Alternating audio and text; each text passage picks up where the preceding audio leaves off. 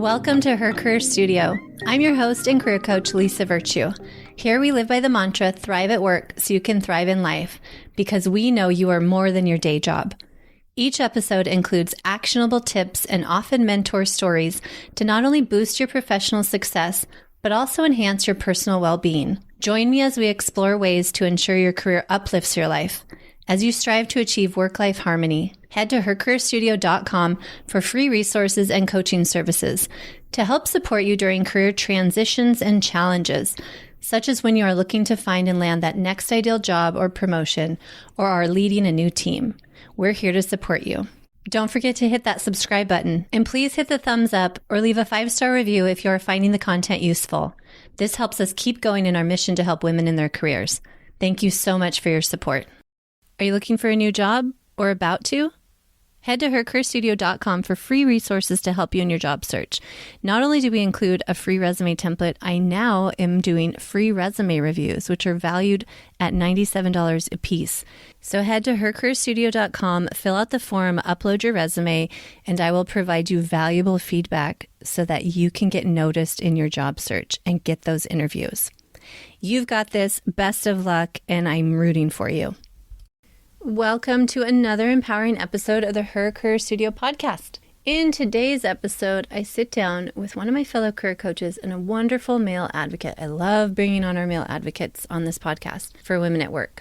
Andrew Sloss. Andrew spent nearly 2 decades excelling in the tax consulting field, honing his expertise at prominent organizations such as ADP and Ernst & Young. He has also experienced, like me, toxic work environments and is eager to share his wisdom on how to navigate them and how to avoid them when you're in a job search. So together we discuss the subtle nuances of workplace toxicity, the red flags to watch out for, and the importance of both asking the right questions during interviews and seeking insights from former employees. You guys, whenever I'm working with clients in a job search, they always say, I want to make sure I don't fall into another toxic workplace. So we explore strategies for identifying supportive and sustainable work cultures in this episode. And Andrew reveals key questions you should be posing to prospective employers to ensure a non-toxic environment. So this episode is packed with actionable tips and thought-provoking insights for you that will empower you to build a successful and healthy career in the right environment. So get ready to take notes. Tune in as we unravel the complexities of navigating and thriving in today's diverse workplace. I'm excited to introduce my guest, Andrew. Welcome, Andrew.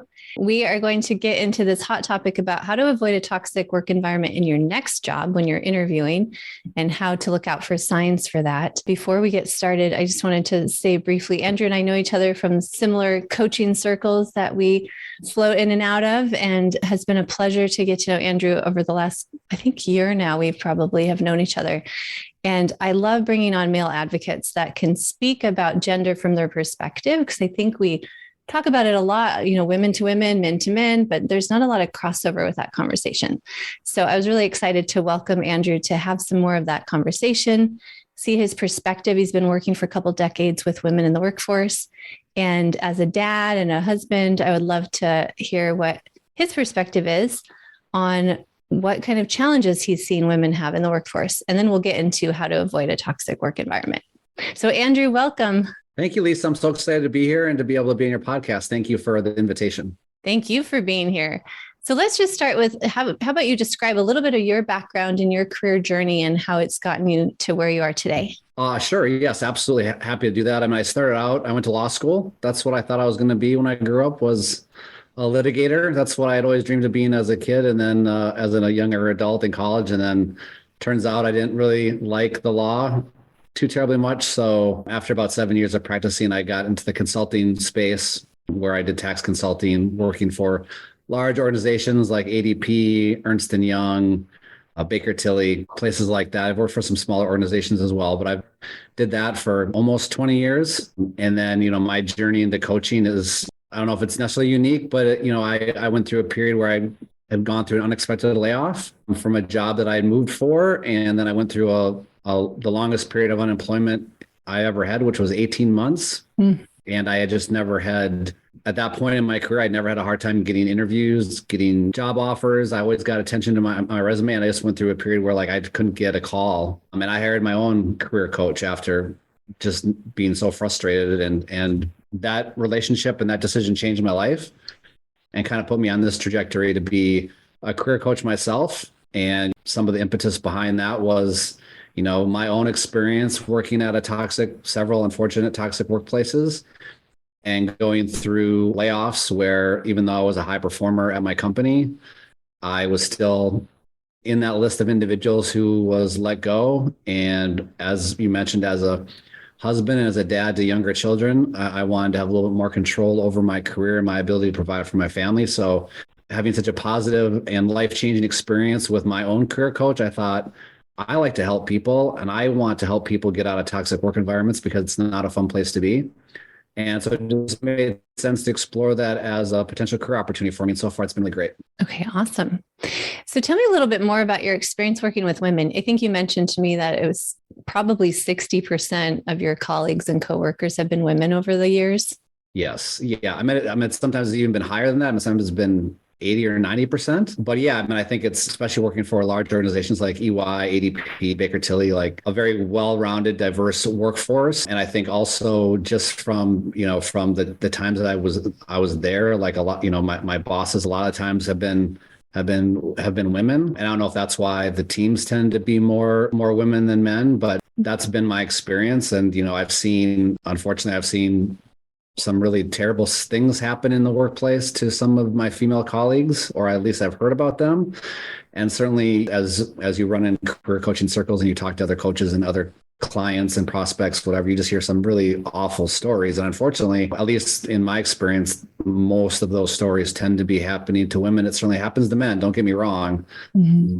And it definitely seems to the degree that it happens, like the really terrible, awful, really bad stories seem to be, again, my experience, happened to women in the workplace, which I think is very unfortunate. Can you give me an example of something that maybe you saw as far as what was unique to your female colleagues that you didn't see maybe their male counterparts go through? I meant just, almost right off the bat, like their abilities and skill set being discounted without proof. That's probably the thing that I've seen the most common is a man who has the same skill set, same education, same background, gets the benefit of the doubt. They assume that they know what they're doing and they don't get lots of questions. Whereas a female colleague, exact same background, would walk in that same room and have to answer a whole bunch of questions as to, why is she here? Does she know about this? Does she know about that? Does she understand these things?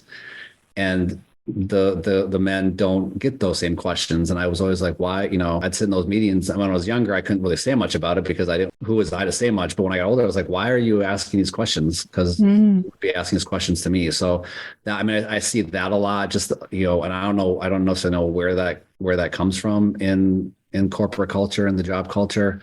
Obviously, I've seen, the extreme cases where I've seen women be sexually harassed in the workplace or treated less than just because they're females. And sometimes it's been, sometimes, especially in a large corporations where you're talking about people from multiple different cultural backgrounds, sometimes it's been a cultural situation where the individual is coming from a culture where, a female participation in the workforce is not encouraged or is frowned upon. And so that tends to be the lens through which they view their female colleagues.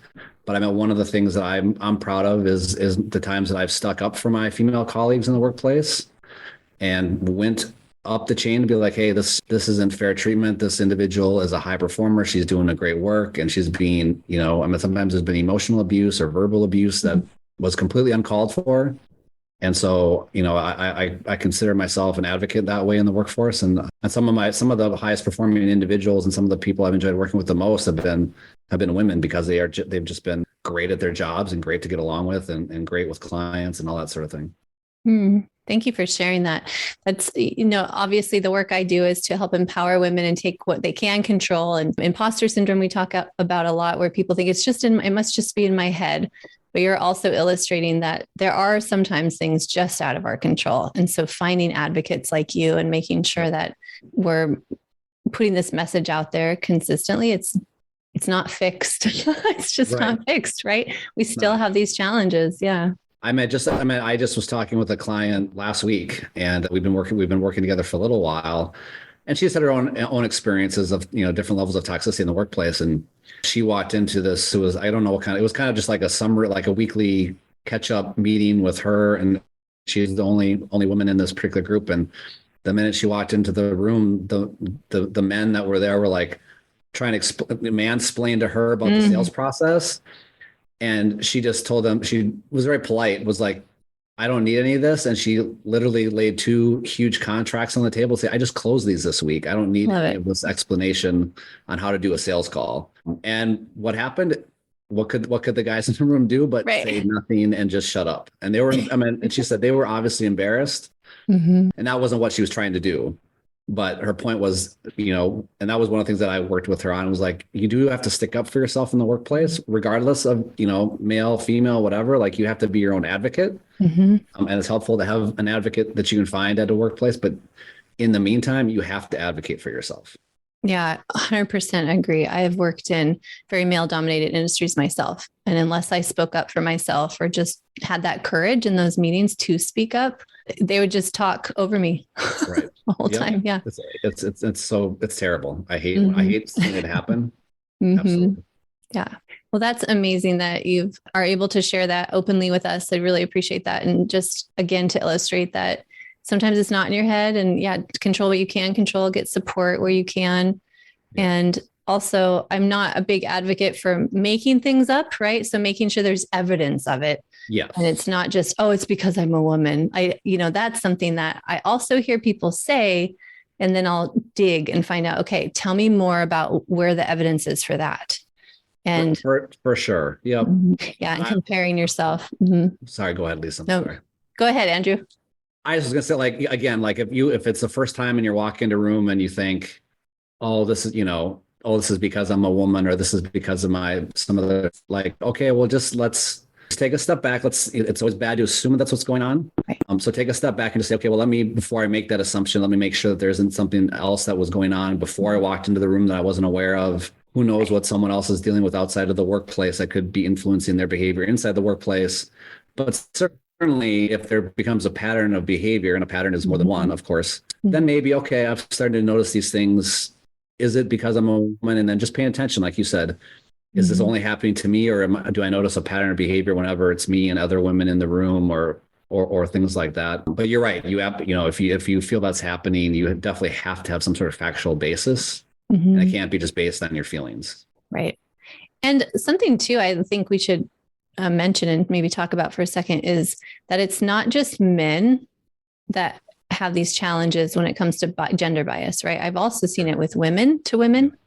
And I'm curious if you have a similar experience and perspective on that. Well, I probably have seen that less, but I wouldn't say that doesn't happen. I think it's more because I'm probably a guy. I'm a man. I don't see that as much, but I certainly have heard of it. And I think I've seen it happen with the times I can think about it where I've at least heard about it or had to work through it on the job is along racial lines or on cultural lines. You have to be careful too, because there can also be like generational lines that there's bridges across. Like, I can think of one particular instance where there was a partner at one of the firms I worked at who just was, you want to say she was old school or whatever. Like she was experienced at that point. She'd probably been with a firm for close to 25 years, but she'd been a professional for well over 30.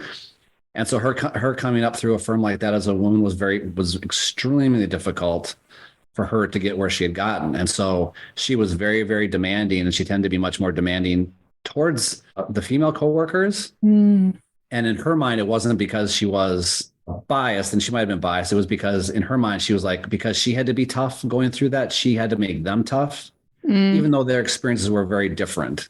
Going through the firm. And so now she eventually kind of came around and realized she had to stop being that way. But I think there's also can be some of that situations where you're talking with some of the older workforce being like, I had to like fight and claw, and I had to get tough skin to get to where I am.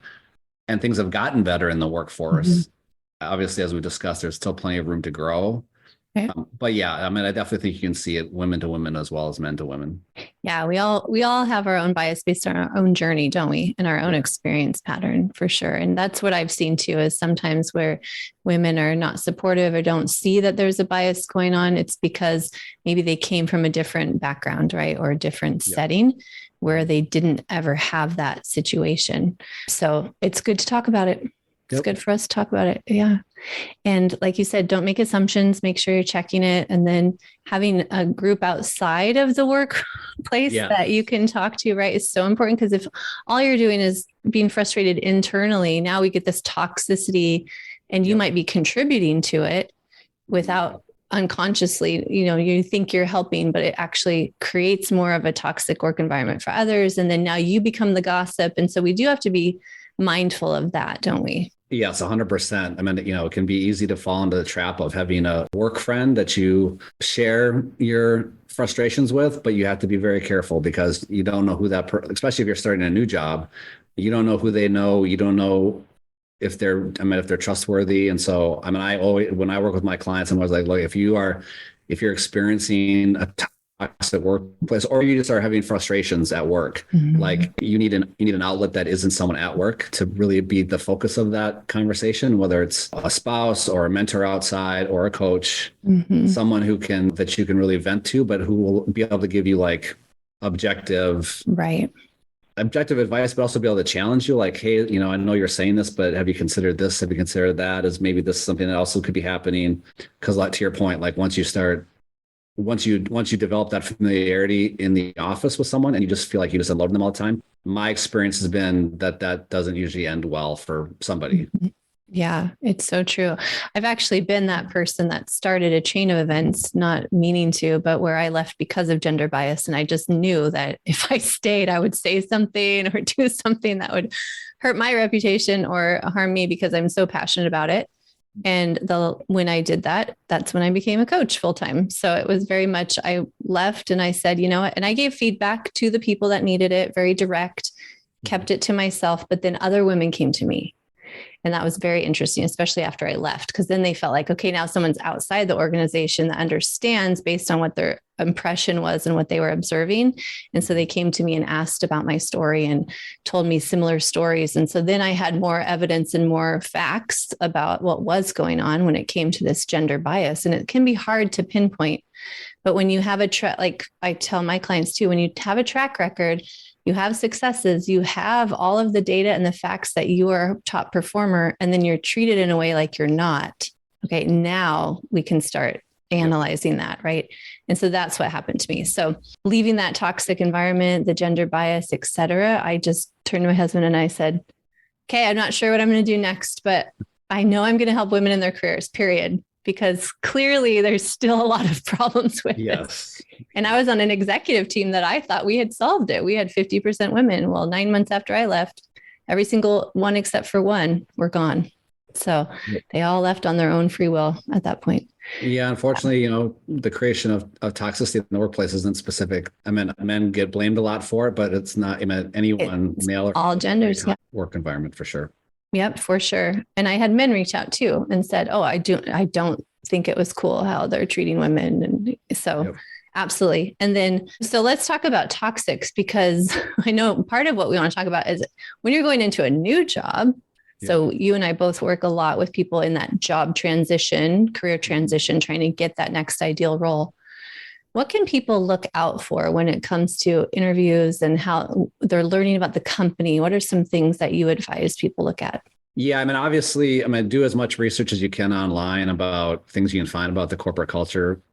But you also nowadays have to be careful because anyone with a voice can be complaining about, can be accusing a company of being toxic. Well, but maybe the company isn't really toxic. So anything that you find online, like Glassdoor or something like that, you definitely really need to take it with more than just a grain of salt. Like you can't let that form your primary opinion of a potential employer. It can be helpful and guiding, but you can't rely solely on that because we're all human. And sometimes if we have a bad experience, we take to the interwebs to complain, even if maybe some of what we were experiencing were because we weren't doing a good job.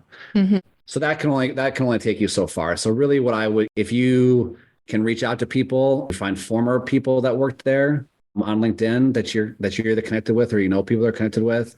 Just reach out to them and just ask if they'd be willing to talk to you about their experience. That was something that I did a lot when I was looking for jobs, especially after I experienced my first really bad toxic workplace. And by doing that, it helped me stay clear of some places that probably would have been bad, because some people were just honest and were like, I would not recommend you work there because this, and this. And so, but also you have to be very careful to like really listen to why, if they're telling you why it's not a good place to work. Make sure that you're listening to why they're saying that, as opposed, because if they're just saying, well, they don't treat you fairly because of this or that, you might need to ask some tough questions around that. Like, well, were you doing a good job at your job, or did you get fired because you weren't meeting expectations, or whatever the case may be? But really the most important thing, and this is what I really advocate for my clients, is when you're going through the interview process, you have to be willing to ask some really tough questions. Now, maybe not at the phone screen. That's definitely probably not the place to ask the tough questions, is because you're hoping to get deeper into the interview process. And what I like to say to you want to stay in the game. If you're actively looking for a job, you want to stay in that interview process as long as possible. You don't want to scare them away because of some strong questions initially, but you definitely want to have those questions ready to go once you start talking to people, whether you're interviewing with your future supervisor or team members or someone else that's a little bit higher up the chain. Like, you want to be able to ask those tough questions to make sure that you feel like at least you're going to get some sort of response from them, and you have to kind of filter through your own lenses how trustworthy you feel their response is. But at the same time, at least you have to ask the question so you can feel comfortable. Well, I've asked as many questions as I can. Right. So you feel like when you get to that job offer, you can feel like, well, I've asked as many questions as I can, and I feel comfortable that, as far as I can tell at this point, that this is going to be a good place to work. And it probably changes for everyone, the definition of toxic work environment. But in this context, how would you define that? What are we looking for? One of the questions I really always encourage my clients to ask is something similar to, can you tell me about a time when the company changed a policy based on employee feedback? Something of that nature, where you're kind of asking them, hey, if an employee has, I wouldn't say complain, but if employees provide feedback, constructive feedback of things that could be improved, what did the company do? And if the response is something like, well, we decided to throw pizza parties once Friday every month, like, I don't know. That's for me as a coach, and even as a professional, be like, that I want to go home at 5:00. I don't want to stay for a pizza party. Exactly. So like that. I think asking questions like, what is the company's philosophy on professional development at the firm or at the company? Do you support professional development? What tools, trainings are available to help me develop professionally? That's a good question to ask, one, because it shows that you're already thinking of being there long term, like that you feel like you could have a home there. But then two, you want to make sure that you want to grow professionally. So what tools do they have that will help you grow professionally? And if they don't have any, then it raises questions like, okay, well, does the company believe in developing their people? And if they don't, that would be at least a yellow flag that maybe they don't really see employees as long-term contributors at the company. So questions around that, maybe ask them a little bit, if we go through this process and you offer me the job and I accept it, like, tell me a little bit, like, what's the onboarding process like? And if they say, oh yeah, once the first day you hit the ground running and you're off, all right, well, am I going to get any kind of like systems training? Because especially now with so many online tools and such a variety of online tools, would be probably good to know, like, if you have a job, like if you're an attorney or an accountant where you have to keep track of your time, are they going to teach you how to use their time tracking system? And if there's not, like, I don't know, that would concern me, that I'm going to just get thrown to the wolves, so to speak. Another question I really like to ask, or have my clients ask, is what is something that candidates report that is surprising when they first start at the job? And I think just as important as asking the questions and listening to the responses, especially if you're on Zoom, is watching the person who's answering the question and watching their eyes. And so you want to be paying attention to their answer, of course, but you also need to be watching their body language to see if you feel like they're confident in their answer.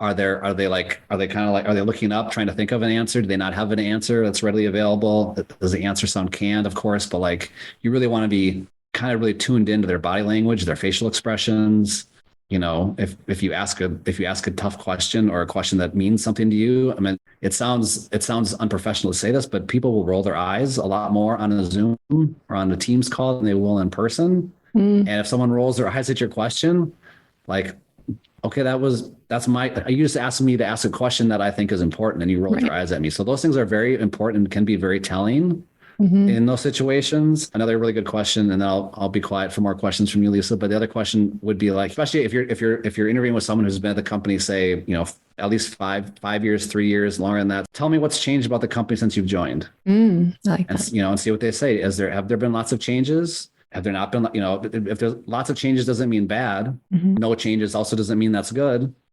So you just have to kind of figure it out. Yeah, those are wonderful questions to ask. So I also heard, kind of to summarize, where a toxic environment is one where the employees are not treated as long-term investments or assets to the company, so you want to find a fit that does show value to that. You want to feel supported. Also, the way you ask your questions are similar to how interviewers ask us questions when we're the candidate, right? Is tell me about a time when, and I help my clients with this a lot, is prepping for those impactful questions and having like 3 to 5 at the end of the interview where it makes them give you a specific example. Yes. Yep. Yeah. Yep. Highly recommend that. And if they don't have a specific example right off the top of their head, that's okay. Because, you don't want them to make something up. Right. But you should hold them to it. Like, okay, if they don't have something right then, like that should be a follow-up conversation to get that response. And that does require a certain level of boldness. And it can be hard to be, especially if you're in a situation where you're not currently working and you're looking for work. It can be hard to like step up and do that because you kind of just really want the job, but you also don't want to find yourself right back in a bad work environment. Right. Especially if you currently have a job that you're trying to pivot out of versus being unemployed. It can mean different things for sure when you're going through that process. So a couple other takeaways too would be that you're feeling supported in the onboarding. It's really important. Also that, I've seen, actually, I'll add this to what you've said too, is a lot of really healthy work environments will have you do a work shadow or talk to peers during the process. And you can actually ask for that too, if they haven't offered it, because maybe they're trying to get the interview process rolling quickly and just trying to, recruiters, HR is working with all the teams, trying to just move the process along. So one really great thing to do if they haven't offered that is to say, are there 2 people on the team now, or if it's a small team adjacent to the team, people that I'll be working with that I can have an informal coffee chat with. And especially when you're in the negotiation stage, right? Before I respond, may I please do this? And at that point, they're trying to close you. So most likely they're going to be very amicable to that. Yeah. Yep. And that's it. You're in a high leverage situation at that point. If you're getting to that final, if they've made an offer or they tell you that they're going to make you an offer, definitely do that. I mean, the other thing too, I've done a couple of videos about this, but like nowadays it's a little bit harder because so many hiring decisions will be just made. You'll go through 3 or 4 Zoom interviews without being in person. But if you're interviewing for a job that is going to be at least partially on site and and it's not going to cost the company money to fly you somewhere, it also might be worth it to say, hey, I'd love a chance just to come on site, see the office, see what it's like. And then, because then I always tell my clients, like, that's a great time for you to do some espionage. Like, you go in there, you go to meet, and this is the example I always use, because I did this a long time ago when I was interviewing for a large law firm in Minneapolis. But I said, hey, can I go use the restroom? And I'm like, oh yeah, sure, it's just down the hall. And they just let me go. Like they didn't escort me or anything. So I pretended to get lost, walked around the floor for a little bit, and I just was like listening to conversations that were going on. And as a couple of times as I walked by some offices, like everyone got really quiet, like, who's this guy? What is he doing here? And that was a little bit telling. But I mean, just again, to be on site gives you an opportunity to maybe see some things and notice some things with your own eyes that you can't do. Not always possible to get on site these days, but if you feel comfortable asking for it and they extend that option, I would say 100% you should try to do that every time. Absolutely. And you also mentioned something that I'll call it intuition. It's really like following your gut too. There's going to be tells and there's going to be small things like the rolling of the eyes or something felt inauthentic, or you're just not jiving with who's going to be your supervisor, that hiring manager, which we know that's such a key relationship. You've got to be able to trust that person going into that relationship. So how open were you in those conversations? How informal did they feel, like more of a conversation versus an interview? So there's a lot of those things that really you can't necessarily put down as a data point, but you could create your own rating scale if you're comparing different companies and organizations. So yeah, my clients, I work with them on filters if they're in that situation of like, let's create some filters. What are the most important pieces of this job for you? And let's make sure that they're hitting those. And some of them could be, well, this is a preferred filter for me. I want to make sure that they're offering XYZ, but I can live without it. Right. And then there's the must-haves. Like if you just, your gut is telling you something is off, maybe it's a gut check filter. Like there's something there. But I do think that a lot of times we rely too heavily on this data, tangibles, like, well, logically it feels right. And maybe our family's like, well, yeah, good money. Logically, you should take it. But there's something gnawing at us. Yep. We've got to really listen to that, don't we? Yeah. And there was one particular experience that I had. It probably ended up being the most toxic workplace I was in, but it was actually the job that I took after I'd gone through that long period of unemployment after I'd hired my own coach. And throughout the whole interview process, I just kept thinking something's off between some of the people that I was in, like not between me and them, but amongst themselves. Like there seemed to be some, like, I don't know if it was infighting or competition or they couldn't agree on things. And I was like, something is wrong about this situation. Unfortunately, we were kind of at a spot where, at least for me financially with my family, like I was like, this is the only job had offered to me in 6 months. Yep. And we were just getting to that point. So I took it, but sure enough, like a month after I took the job, the guy that was supposed to be my boss left. And from that time on, for the time I was left there, it was just one of the worst places I've ever been. Yeah. And so, Yeah. And sometimes, like you said, sometimes we've got to make a move. We've got to get the paycheck and we got to suffer through it a little bit. So employing all the other strategies of when you are in a toxic workplace, check out other podcast episodes, how to handle that. But hopefully we're helping people prevent that as much as possible too, for sure. Yep. There was one other thought I had around when you're in that interview process. Some people very early on will say, well, I saw bad reviews of this company, so I don't think I should move forward with the interview. And I'm curious what your thoughts are. I've got some thoughts too, but if a client's telling you like, oh, this organization, I know they pay what my salary range is that I need, and there's something maybe off, but I can't quite pinpoint it. So I think I'm going to withdraw. What would be your advice? I would never withdraw. I mean, one, if nothing else, you continue to get practice at interviewing. And look, I think we all tend to feel a lot of pressure if we get to that stage where someone offers us a job that we have to take it. Right. And I'm not sure where that comes from, but we don't. Just like they don't have to offer you the job, you don't have to take the job if they offer it to you. And so again, if you have a really good experience in the interview, but you've seen a couple of bad reviews, your experience in the interview process should probably trump someone else's experience who you don't know, and you don't know the circumstances of their departure. The other thing too, if you're talking about a large organization, EY, like there was pockets of EY that were great places to work at and within, and there are other practices within EY that were horrible and terribly toxic. And if you read the reviews from people that were in that department, you would think no one should ever work at that company. Or if you read the other reviews from the good place, they'd be like, oh, that's the best place ever to work. And so you can't really, you might not end up in that department, or you might not end up in that office. So you have to be a little bit more careful about the reviews. And I think also too, like, and I'm sure you talk about this with your client, but that whole fight or flight response, is that what's happening? Are you just, is your brain telling you, oh no, I'm picking up a signal, I'm going to flee? I mean, if you're in the middle of the process and they haven't offered you the job, just stick with it. Because maybe you'll find out that, maybe you got a bad interviewer, or maybe the person you did interview with that you kind of got that ick feeling from isn't someone you're going to have to ever interact with in your role. Right. I mean, maybe that person will end up, it doesn't happen too often, but maybe during the interview process, that person ends up leaving the company and they're not there anymore. But you would never find that out if you just decide, I don't like this, I'm going to withdraw.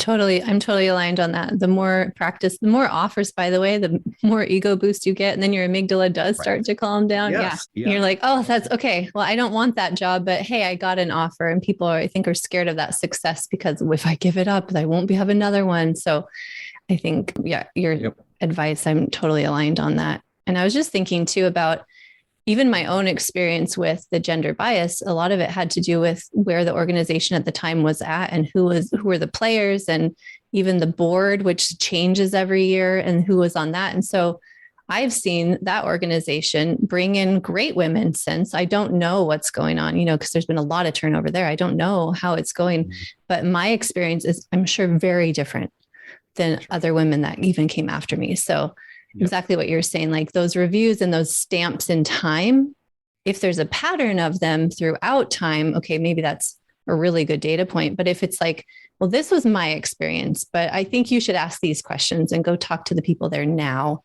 I think anyone that is in a healthy state of mind and looking at it objectively would give that advice if you are talking to someone that used to work there, right? Yep. One other question that I also thought would be really good to add is around when you're asking about what success looks like in the role, in 6 months from now, what will success look like? How will you know you hired the right person? You can tell a lot of what your expectations will be too in that question, can't you? Yep. I also too, I'm trying to think back. I remember asking that question. This was probably 15 years ago. I remember asking that question in an interview, and the person I was interviewing with was going to be my boss and was a partner at the firm. And they couldn't give me an answer. They were so flabbergasted, or not flabbergasted. They were just at such a loss for words. I think they literally understand. Well, I don't know what it would look like in a year if you were successful here. Ooh, yeah. Big red flag.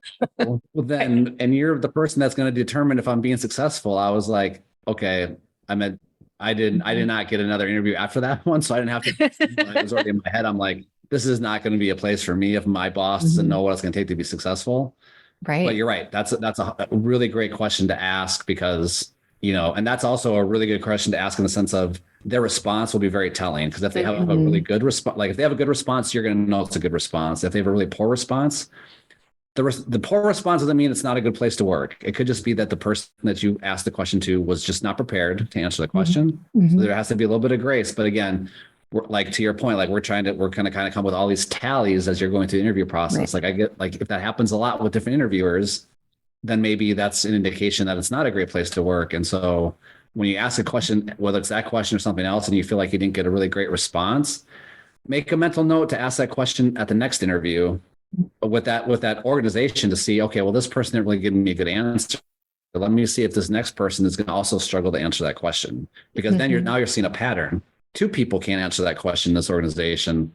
Now you're getting a little bit more of again, not hard 100% convincing evidence, but you have some there's something not quite adding up here. And again, that should propel you to ask more questions about what it's like to work there. Absolutely.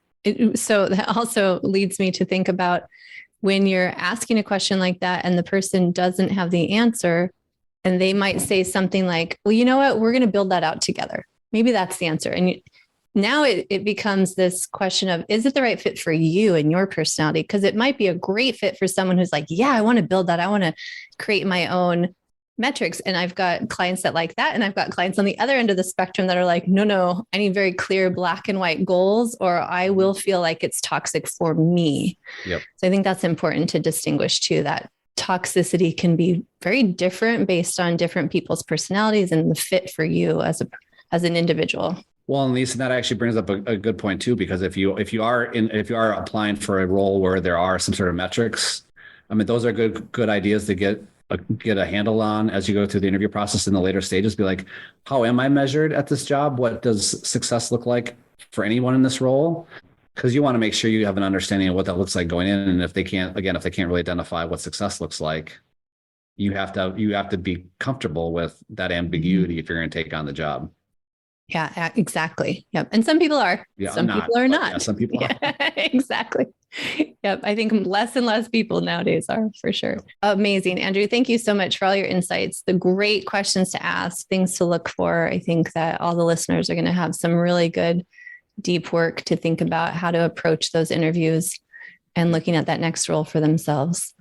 How can people get a hold of you? Yeah, so you can email me, Andrew at Sloss Consulting. Also on LinkedIn, if you just look up Andrew C. Sloss. Also on TikTok, Instagram at Sloss_career_coaching. On all those platforms, you can find me there. Feel free to send me a connection on LinkedIn or follow me on there. Send me a message, whatever you want to do. Happy to chat and answer questions with anyone any of your listeners or whatever. And if anyone would be interested, I do have a free ebook on how to survive a toxic workplace. If you contact me on any of those platforms, I'm happy to send you a copy. There you go. Now we've covered both the interviews to get to a new job that's not toxic, and how do you survive when you are in a toxic workplace waiting for that new job. Right. Yep. Beautiful. Well, thank you so much for your generosity today, Andrew. I really appreciate your time. Yes. Thanks, Lisa. I enjoyed being on here. Thanks so much. Are you currently in the job search or looking to make a career transition? Her Career Studio has you covered. Hi, this is Lisa Virtue, the career coach and the founder of Her Career Studio that is dedicated to bringing you free resources. So head to hercareerstudio.com and get your free cover letter template, the guide to how to write it, and your free resume template. Keep it simple and use these tried and true resume templates that are also ATS friendly and in Google Docs so they're easy to edit and keep track of. This will build out your career story in writing so that you can get those interviews and ultimately land that ideal job. You got this. Good luck and best wishes.